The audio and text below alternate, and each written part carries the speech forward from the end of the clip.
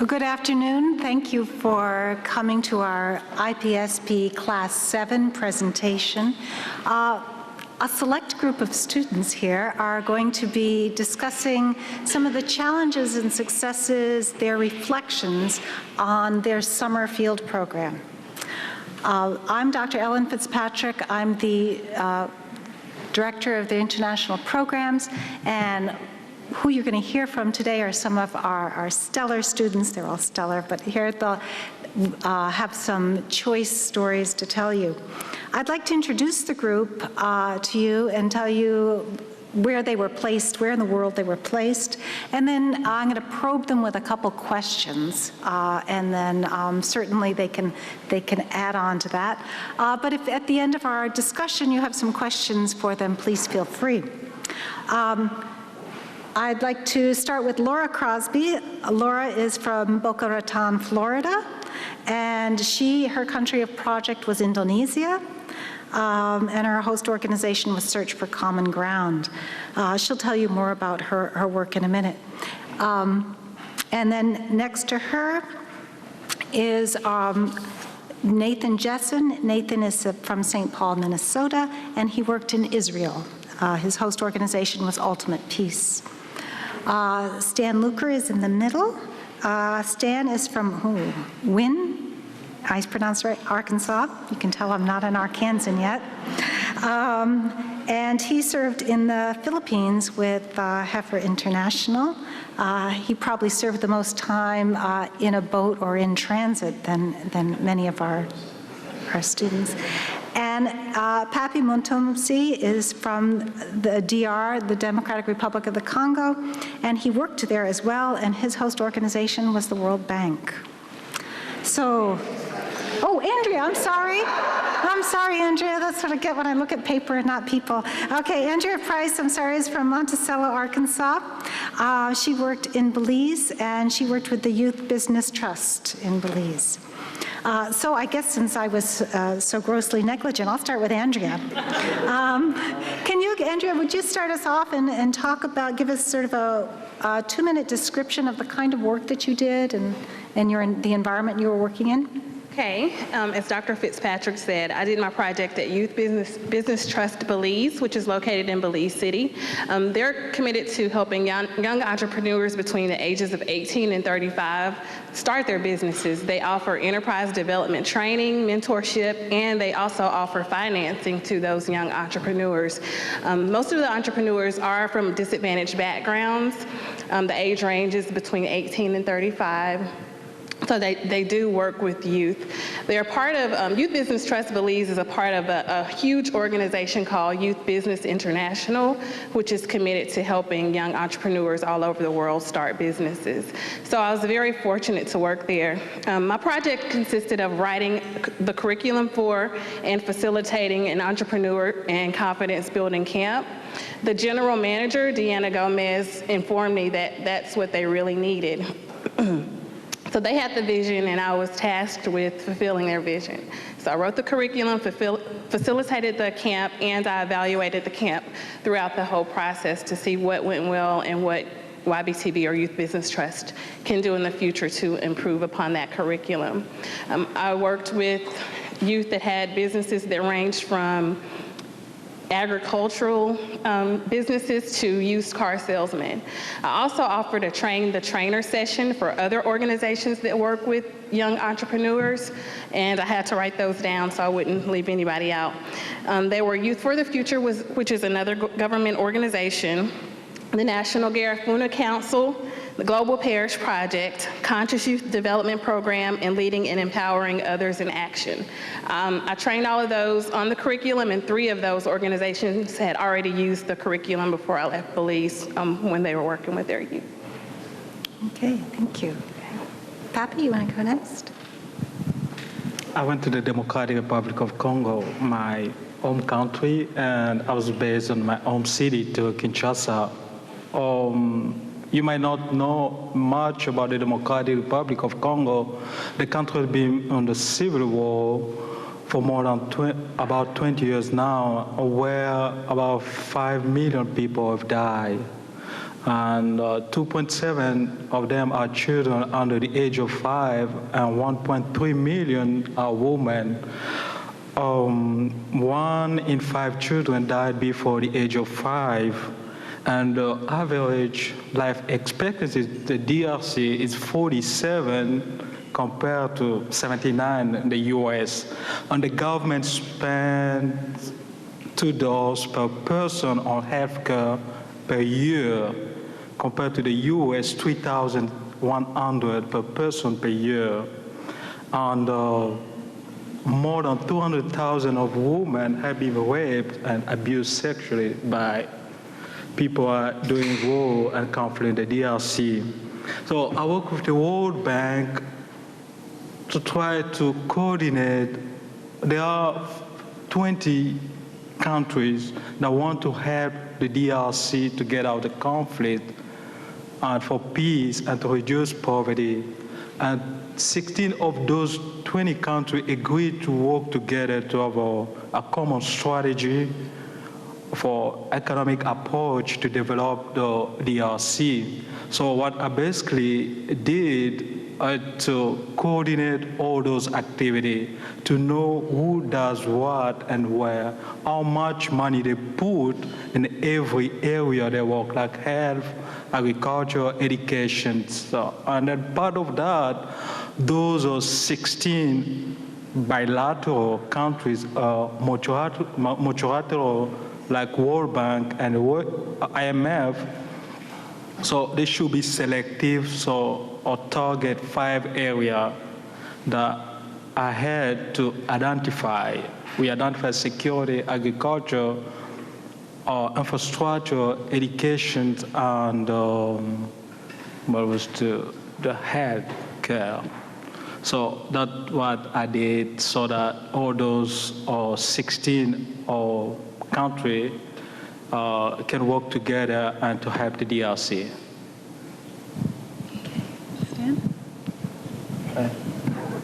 So yes, I spent my summer with Heifer International in the Philippines, and I feel like most of us are pretty familiar with Heifer's work, but one initiative that they have really pushed forward on, at least in the Philippines, and they're piloting it for other countries, is introducing a disaster preparedness component to all their projects. They want to, they want to ensure that all of these investments they're making in these countries, the families that are receiving the gifts and all of the communities that are benefiting can actually be resilient in the face of typhoons, flooding, earthquake, landslide.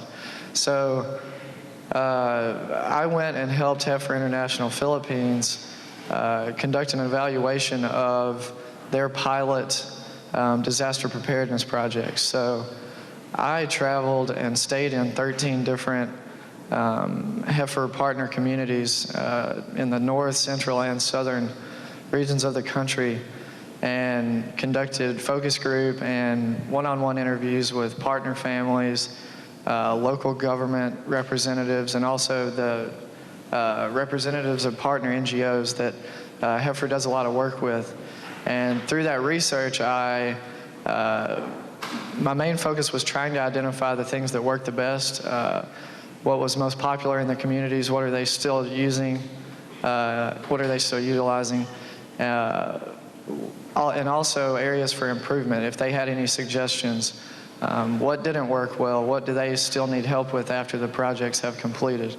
And so through that research, I was able to create community-specific reports for all of the places I visited, and then also tie that all together to kind of evaluate the overall impact of the project. And hopefully this work will inform their future planning as they plan to conduct these disaster preparedness projects elsewhere in the country. Thank you. So I worked in Israel for an organization called Ultimate Peace, and what they did, they're a Sport for Peace program that brought together youth from Arab Israeli, Jewish Israeli, and Palestinian backgrounds and taught them how to play ultimate frisbee. And so my role in this was setting up and running the first year of an evaluation for this program. They hadn't done any evaluation previous to when I got there. So that entailed of, having focus groups of campers. They have their annual camp each July. And then also having a survey before and after and individual interviews of campers to see if they were successful in changing behaviors or attitudes. And I also interviewed Ultimate Peace staff and set up the evaluation for years in the future as well. All right. So I was in Jakarta, Indonesia, working for Search for Common Ground, which is a conflict transformation organization, and I was working on their initiative to empower women as leaders. Indonesia is the largest Muslim democracy in the world, and they do have a quota that says that 30% of their parliament should be women. It has to be women, but only about 19% of parliament is women, and those women aren't equipped with the skills they need to be effective leaders. And so Search for Common Ground was working to train women as effective leaders, giving them the skills they needed to be able to do gender budgeting, speak in public, work with the media, talk to their constituents. And so I developed a public speaking curriculum for them and a trainer's manual, as well as a resource guide for their one-on-one coaching they did with women parliamentarians, and a list of resources that their coaches could go to help facilitate this leadership training. Thank you. So you can see that they represent many parts of the globe. And one of the things that the Clinton School International Field Program requires is that that this be graduate level work, that it be service. And probably one of the most important things is that they're serving a need that the host organization has, so that our students don't go in and say, you need this is what I'm going to do for you, but instead saying, what can I do for you? So as our students have gone to these many different parts of the world, they've all had a different set of challenges and experiences. So I'm wondering first, my first question to them is, what was your biggest challenge, both professionally and personally? You can decide how much you want to share, professionally and personally in your international projects. Can we start on this side, Papi? My biggest challenge was time I had to spend working with different organizations, embassies. There were 16. I have to go on the facilities to dig the strategy, to know what they do, how much money they put on the project, on the DRC, and the people from different countries. I work for USAID, the U.S. Agency for International Development. I was with Canadian, French, Belgium, Sweden. So everywhere I went, there were different people, different culture, different way of working. And most of them were not really open to the strategy because they said themselves it was unclassified document that I cannot have access to that. But what we were doing was very important for all of them. So that was one, being in a different location with different people, in a different culture. The other, my personal challenge was doing that. I was at the same time exciting or doing something great for my country, but also sad to see much money international partner are putting to help the DRC, but it's not helping at all. I discovered it was almost 2.3 billion, that all of them 16 combined, except China, India, and Brazil, and South Africa. But only 16, it is 2.3 billion per year, but it's not doing anything on the populations. So that's two of my biggest challenges experience. That's a big challenge. Andrea. Well, my biggest challenge professionally was making sure that I was able to fulfill the vision that YBTB had for the project, and doing that over the internet. sending emails. I like to pick up the phone and talk to people and ask questions. But before I left, just getting a clear understanding of what my role was going to be and what the project was going to consist of was a challenge for me because it was all done over the internet. So about once a week, the project supervisor and I emailed each other from January until May to be sure we had a clear understanding. And it was also it was a challenge, but it was also an opportunity for me to use some of the things I learned here at the Clinton School to relate back to the project. Dr. Bavon taught us how to make logic models, which is a visual representation of a project. So I made a logic model to be sure that what I was doing was aligned with what the partner wanted. And once I got there, I asked questions and listened and asked questions and listened again to be sure that we were all on the same page. The biggest challenge personally was leaving my 1-year-old and 5-year-old and my husband for the summer. That was a really huge challenge. And as soon as I got back, my husband had to go for the rest of the summer for his job. So we were just trying to juggle being parents in 2 different places over the summer. So that was a huge challenge for me personally. But we overcame, we've made it. Okay. I came across several challenges, but probably most prevalent across everywhere I went in the Philippines was communication. I was working with Heifer regional staff in each region of the country, who all speak very good English.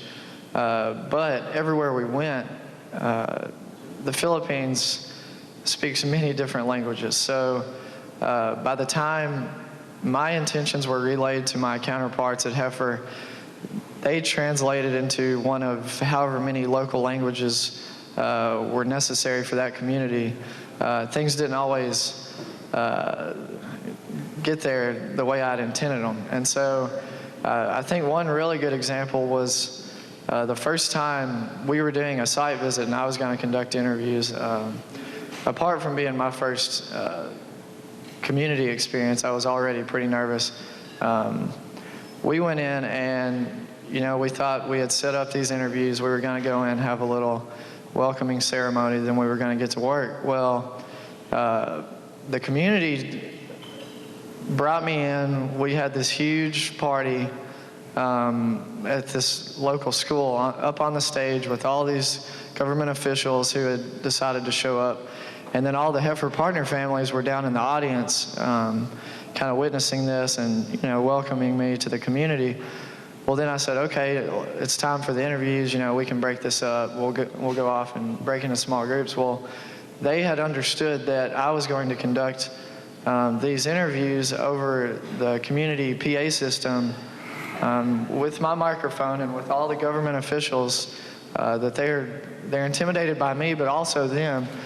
And so they asked that I conduct my interviews from the stage, asking questions down to the audience, and then they would somehow relay their answers. And I think y'all can see that didn't work it didn't turn out very well. So it was a learning experience, but we didn't collect very much data from that community. But anyway. So there were a fair number of challenges. One that was both, I think, personal and professional for me was keeping some distance between myself and the organization. As an evaluator, it's my job to assess what's working well, what's not working well, and be very unbiased about everything. But when I got over there and started meeting the kids that are in this camp, and there's the Jewish Israeli kid from Renana who's 16, and he'd never met an Arab Israeli or Palestinian until he came to camp. It's hard, because I see what a profound effect it has on them. And I want to we should make everything look good. It was like, well, no, that's not my job as an evaluator. So that was one of my toughest challenges, just remaining separate from the organization when they really tried to include me in everything, which was great, but I really needed to make sure that I wasn't just putting a positive spin on everything and remaining critical of the organization, even though I thought they did a great job. Before you go on, Laura, I had a question. Remembering your reports this summer, they all sent in reports every 2 weeks. So I was kept busy this summer reading and responding, but I remember one of Nathan's quandaries was he's there to evaluate how well this game brings Israeli and Palestinian children, young adults together, but yet he was showcasing by his work, by his evaluation, what are the differences, how underlining that this person is Israeli and this person is Palestinian, and so almost going against what the mission of the project is by acknowledging those differences. So I remember wondering about how you handled that. Right. Well, because a lot of they bring coaches from America mostly to coach in addition to Jewish Israeli and Australian coaches or whoever. And so what I was doing was asking kids about these differences, because if I want to figure out how effective Ultimate Peace is, I have to ask them those questions. They're not easy questions. And at the same time, these coaches and staff are trying to emphasize how we're all alike, the similarities, how I'm not that different, the Jewish kid from Renana isn't that different from the Palestinian kid from Beit Sahur. And so it was at times very hard for staff or for me or the kids, because it was somewhat conflicting nature of the evaluation, but I think I did a good job. Thanks, Laura. So my biggest challenge professionally was when I arrived on the ground in Indonesia, I found out that the project I had planned wasn't the project that the organization wanted at that point in time. So they had undergone some leadership changes from when I first started talking to them in January and when I came onto the ground in May. And so I spent the first week sort of redesigning my project and using what I knew from the past and designing my original project and talking to staff to figure out something that would work and address the needs that the organization had and what they wanted at that point in time. So it really was something that would be beneficial to them. So that definitely caused a little bit of a hiccup when I first got there, but we worked through it and it worked out well in the end. And personally, it was living in a city of 10 million to 12 million people that had no public transportation and no green space. They have some of the most amazing malls you will ever see. They have slides in them and amusement parks and crazy things like that, but no real outdoor space. And so that was a big challenge staying there over the summer, was learning how to adapt to this new climate and environment. Okay. One of the challenges I remember Stan telling me about is he never knew where he was going to sleep the next night, whether it be on a concrete floor of a school or in a posh hotel. So how did that affect your sleeping patterns? I didn't get very much sleep this summer. But yeah, that was another thing. The nature of the project, going from site to site, I would spend, on average, 1 or 2 nights in a community, no more than 3 or 4. And so for 12 weeks, essentially, I spent a week in Manila at the beginning and at the end at the Heifer headquarters. We were just constantly running. So we would swoop in, spend time with the community, conduct the interviews, and then we'd either get in the car, get on the train, get on the boat, hop on a plane to the next community. And that went on for, I conducted interviews in 13 communities, but we visited several more than that. And so that was definitely a challenge that I think going in, I kind of understood that that's how it was going to go, but until I got there and really felt it, it didn't hit me. But So you're the model of flexibility, huh? I guess so. All right. Well, one of the things that we hope in this field program, field experience, is that not only do they learn how to operate in an environment that's different, that may be uncomfortable at times, but we also hope that it's a transformative experience. How did your experience influence your way of thinking about your role in the world, your career choices, or what you see as your professional strengths and weaknesses? Pappy, you want to start us off again? I didn't have much influence in the big institution like World Bank, but I had a small voice. The bank sent me to do something that they already got their own answer. They said, go ask people, interview people, work with people, ask them what the bank can do more, and let us know what we can do. I came back with the answer. One of the people, first priority was security. But when I came back with that answer and many others, the bank said, well, we cannot do that.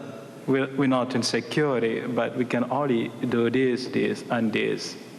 So, and then I was like, why did you send me to ask people? Why not you doing what people are asking you to do? But the answer was like, we cannot do what is not in our mission. Our mission is to reduce poverty, and our mission is not to do security. That is the work of the UN. That's why there are UN peacekeeping in this country. The other thing I asked the bank to do, it was even in my report to the bank, was how they can do for the assistance commitment in the DRC be more effective. Why the bank is not doing evaluation of the program or the project. They told me that was the work of the government. Our first partner in this country is the government. We do our part, and the government of the DRC does its part. It is like that. And then knowing a government like that in DRC, a corrupted government, mismanagement, that's why any of the work of the World Bank is having impact on people. Yeah. So that's a pretty disconcerting conclusion that much of the work that the World Bank hopes to do doesn't happen because there's such fragmentation between the government and other multilateral institutions. How does that make you feel about a career in a multilateral institution like the World Bank? Actually, they offered me a job when I was there. They wanted me to go back work with them, but I think being in the World Bank, I felt myself powerless to do any change. The institution, its policy, strategy, they do. I feel much maybe work for the government, but that is hard to get in the government like in my country, because it is something of certain family. The current president is the son of the president. The prime minister is the grandson of the former prime minister. It is the same people. Let me tell you this, I had a chance to meet with the prime minister. I was telling him I am from the Congo, from this city. I'm going to school in the US, I'm getting education there. He was not paying attention to what I was saying. And I asked him for his business card, if we can keep in touch. He said, I don't have a business card. I don't have an email address.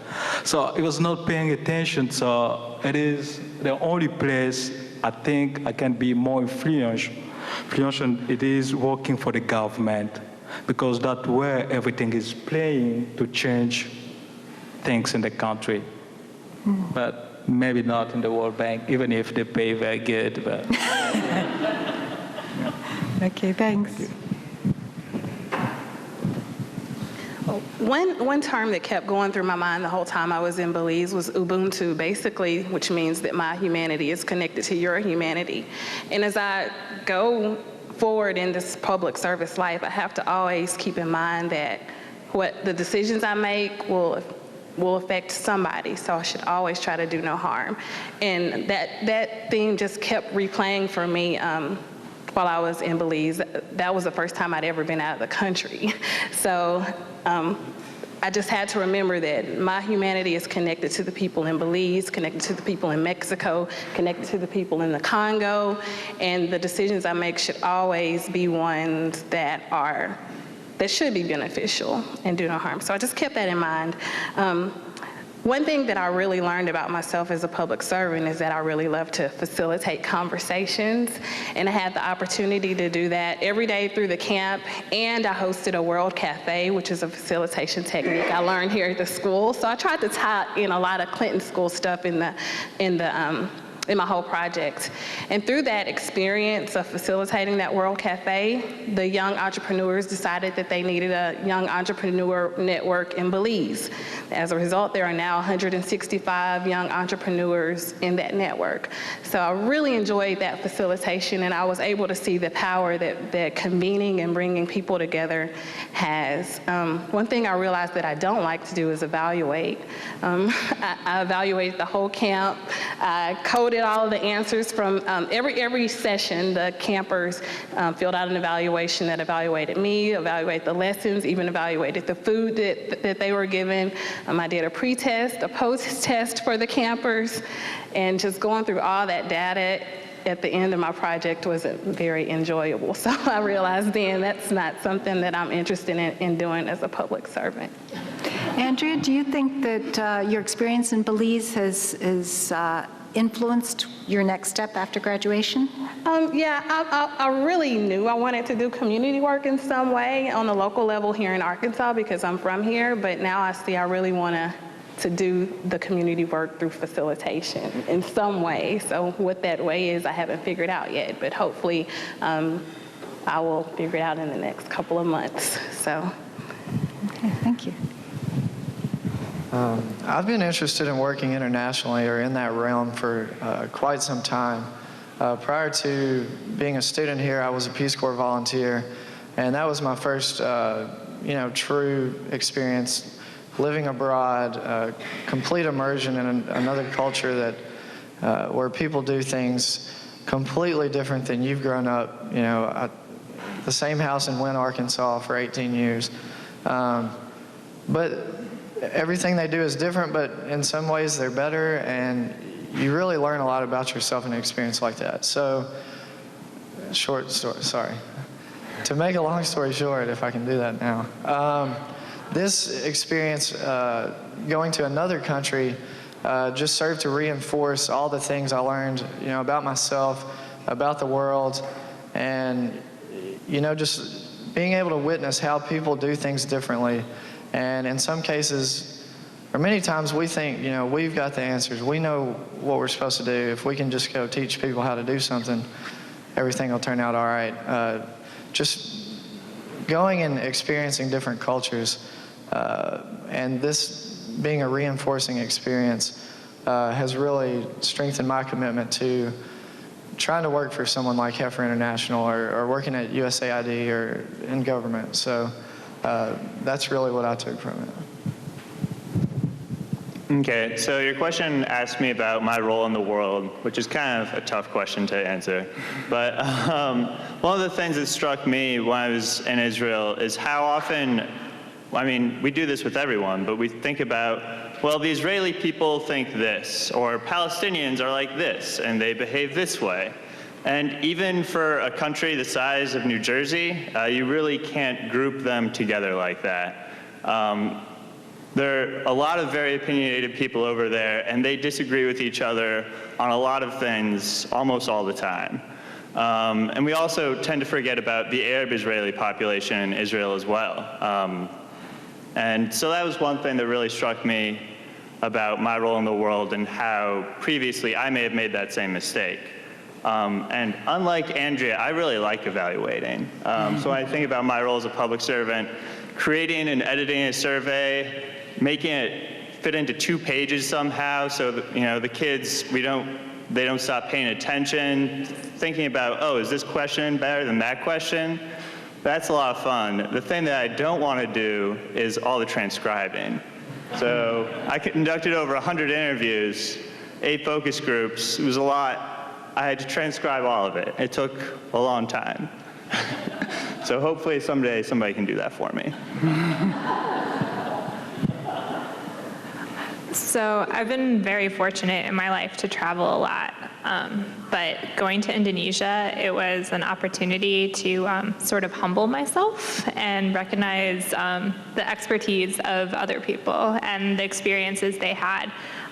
Being there, I had to take a step back a lot of times and sort of recognize what my organization was doing and the expertise of the local staff, and really try to fit within the culture they had and what they were trying to do. And it takes a minute to sort of, you go to the Clinton School and you've done all this work and you've learned all these things, but when you're there, it's about what the community needs and what the organization needs. And taking yourself completely out of your comfort zone to do that really is a humbling experience, and it gives you the opportunity to learn a lot about yourself and the world. And I learned that I don't want to work internationally. I like to travel, but I don't want to work there, especially if to really be effective, you have to have the language skills and the cultural background, and you have to commit to living someplace for a long time, really, I feel, to be an effective person working in that community. And at this point, I don't think that's what I want to do. Okay. One of the things that Andrea reminded me of, one of the conversations that we had before the students left was to enter this experience with humility, and to be very aware of do no harm. I think Americans unfortunately have a history of bungling into countries and perhaps with good intent of really creating some serious problems. And this is open to anyone who wants to answer it. In your experiences, did you have a point where you were aware of, oh, if I did this, I may be doing harm, or this element of the project may be a vehicle for doing harm, I need to step back? Did you have any of those cautionary moments? Gang violence is an issue in Belize City, and one of the young entrepreneurs didn't come in because he was afraid of what might happen. He wouldn't come out of his house because he was under a threat by a gang. And I didn't want to be in a position where, I'm pushing this issue. I was concerned about his safety. And that just reminded me that I just can't put these young entrepreneurs who are growing up in a disadvantaged background, and some of them live in gang-infested neighborhoods, at risk by trying to come to a camp. So that was one instance where that really struck me, because it's kind of calming down right now, but over the summer there was a lot of gang activity going on in Belize City. Mm-hmm. Thank you. Other thoughts? And I touched on this earlier, but when I was originally putting together focus groups for camp, I thought it would probably be best if I had campers separated by community. The kids from Bethlehem, and then I'll have the kids from Tel Aviv or wherever. So I thought they might be more willing to open up if it was just people like them around. And I realized this and then talked to people about it, and my realization was confirmed that'd be detrimental to camp. At some point it's just a little bit too much, like what Dr. Fitzpatrick was talking about earlier with my project. And even if maybe it would have been different, I think that pulling the kids out and saying, oh no, this isn't for you, this is just for the kids from here, it was just too much and would have been too harmful. Okay. Everywhere I went, people ascribed a lot more importance and prestige to who I was, and they just assumed that I was some great figure from the U.S. coming over that could do a whole lot for them. And so a challenge I had, and something that I had to be very careful of, was trying my best to tell people, hey, I'm just a student, I'm here conducting research, and while we're asking you these questions about what went right, what went wrong, what could Heifer do to improve these projects, I had to be careful not to accidentally make any promises or give off the impression that I could actually make these things happen. And so that was one thing that was an area where I had to be careful. Mm-hmm. Okay. Any other comments from the group? Do you have any questions that you'd like to ask our panelists? Please. Oh. First of all, I'd like to congratulate all 5 of you. I've been in your shoes, and it's not easy. First of all, because you're probably scared to death in the beginning. But I think all of us feel the important thing is that you were able to represent us in what you did. I especially have questions for you, but I wanted to say I hope that I can add my encouragement that you do not just stop here with this one experience, that you continue to educate yourself. Because, as you've said, the United States has this funny ability to think that we can go in there and we do know it. We do not. And in fact, it's quite the contrary right now, that you go in with an open mind and that you walk in their shoes. You must do that before you do anything, and always ask questions. Here I am lecturing at you, but I think now that you've been over there, you probably see that that's true, and then you can evaluate how you can help, but you aren't as important as the end result. And I think that's a good thing to keep in mind. But as far as the Democratic Republic of the Congo, I have a specialty in Africa, and one of them is in the strife that's been going on over there. The one question I could never understand is why the killing is so brutal in the Congo, and why they just devastate the female population like they do. Because, I mean, if you're living with somebody and you're raising children and you have any hope for the future, I can't imagine doing what they do to each other. So I'd like for you to see if you could give me a little hope about what they're doing. The conflict in the Democratic Republic of Congo started in 1998. That conflict is not getting attention of the world media, international media, despite maybe because of the fact that most of the phones and gadgets, devices we use are made of the mineral, valuable mineral for the Democratic Republic of Congo. The most prominent one, it's a coltan. Coltan, we also call it white diamond. It is a black mineral. It fuels our phone, new phone, iPhone, video games, and all kind of device. And that's what is really bringing conflicts in the eastern part of Congo. Eastern part of Congo, where people are being displaced, every year three times or even more because of that. And also the conflict has involved the Congo neighbor country.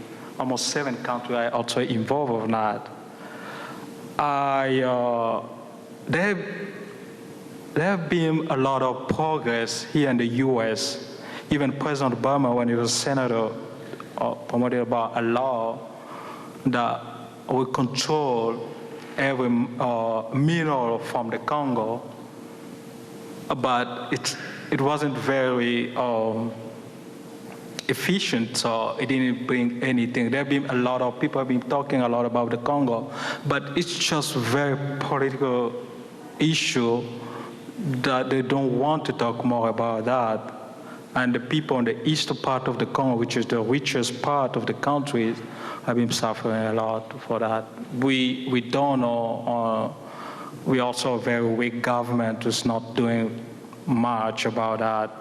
We have 20,000 peacekeepers, or the UN peacekeeper in the Congo, the largest one ever since they started the UN, but they've been there for more than 12 years. They never tried to bring peace. And people are making trouble. They like Coney, you've heard about. They're using rifle that we go hunt deer. They're not very organized. They don't have any radio. They don't have any training, military training. Poor weapon, but we don't know why they never stop them.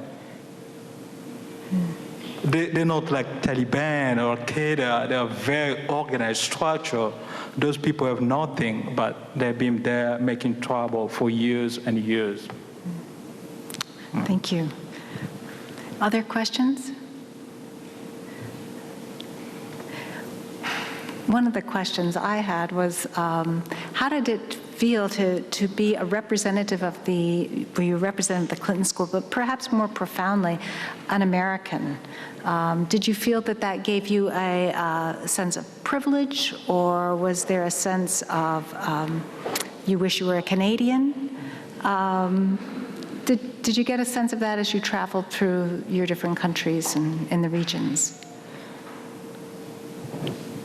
So in Indonesia, they really like Americans.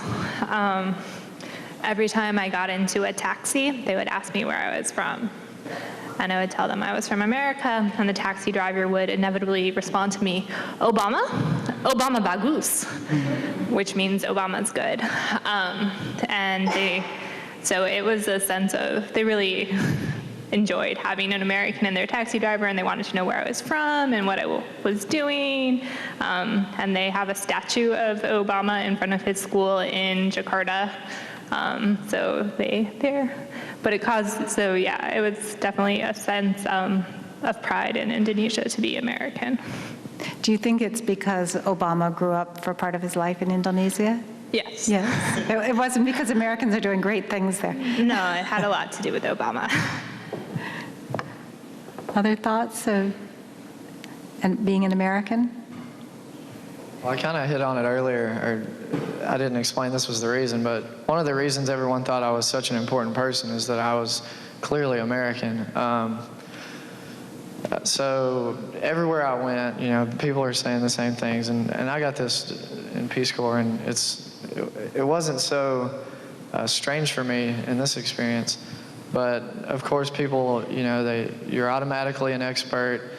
You've automatically got power to do things, and so people are vying for, just to talk to you or ask you questions. And so, it certainly was an issue. It also hurts in some ways when you're trying to, conduct. We'd go conduct focus group interviews, and people have the opinion that, well, this guy knows everything. He's American.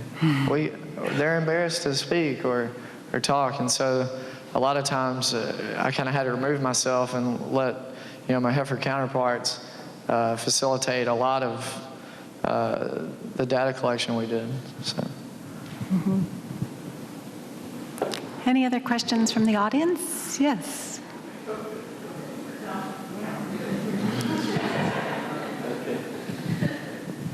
Well, Nathan says he likes to evaluate, and so I'd like to know, do we hear the outcome of his evaluation? Did it help? Did it work? The two sides playing ultimate frisbee. Okay, so one of the tough things for me was I set up, this was the first year of a monitoring evaluation that's going to be, hopefully in place for the next 5 to however many years. I didn't plan beyond year 5. But it's the need for results, or they want to know right away is listen, we're applying for grants. We want to show that we're making a big difference. And I was like, well, that's great, and hopefully you are, but this is year 1. You're establishing a baseline a lot of the time in year 1. So I was able to show them some differences in the data between pre and post camp, but year 1, a lot of the time, was just about establishing a baseline so they can compare years 2 and 3 and 4 and 5, and then they'll be able to show this is how far we've come since 4 years ago.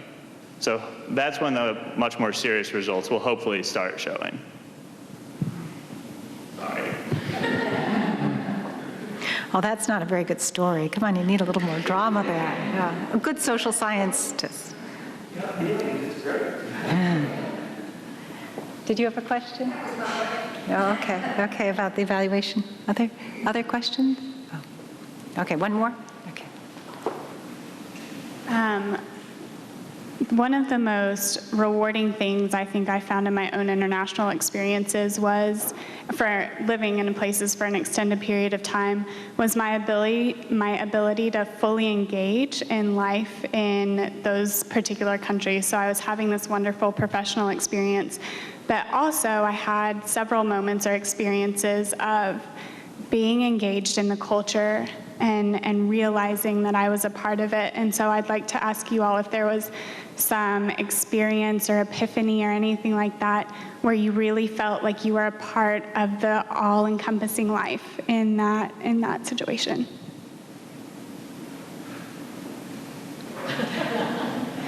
Well, I practically ate kosher for 2.5 months without really trying. So there's that. But I think it's really hard because at least for me, when I first arrived, I felt so different, and that's what really sticks with you for at least a while for me. And, not being able to speak the language or read the language in my case, since it was Hebrew. But I think at some point after you've been there for 2 months, you have bonding experiences with other people. So really my connections were with the other people, and that's where I got some of that feeling from. Belize is a very diverse country. There are mestizos, Garifuna, lots of expats. So I was able to meet lots of different people from lots of different cultures.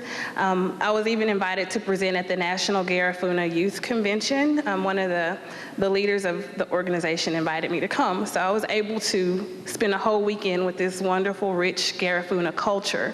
I was able to eat the food. I was able to see the dances, hear the language. It was absolutely amazing. So I was able to become a part of that culture for a weekend. Also, my supervisor's parents owned one of the most famous restaurants in Belize at one point. And so every Sunday, I was able to go to Sunday dinner at her family's house. So I was able to eat the food, hear the Creole language, pick up a few words. So I really enjoyed that opportunity. Work was great, but being able to interact with the wonderful people I met there was even better. Well, thank you very much, panelists, and thank you very much for listening to our presentation.